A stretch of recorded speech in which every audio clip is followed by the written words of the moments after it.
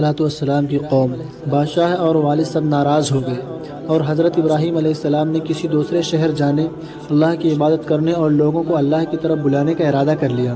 حضرت ابراہیم علیہ السلام اپنے شہر سے نکلے اور اپنے والد کو الوداع کہا۔ حضرت ابراہیم علیہ السلام مکہ کا قصد کیا اور ان کے ساتھ ان کی اہلیہ حضرت ہاجرہ تھی۔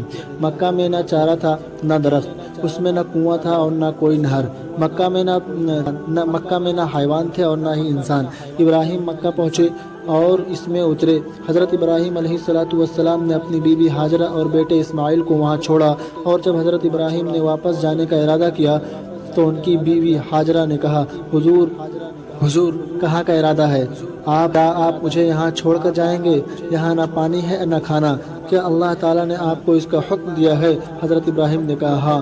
حضرت ہاجرہ نے کہا پھر وہ ہمیں ضائع نہیں۔ حضرت ابراہیم علیہ السلام کا مکہ کی طرف کا سفر۔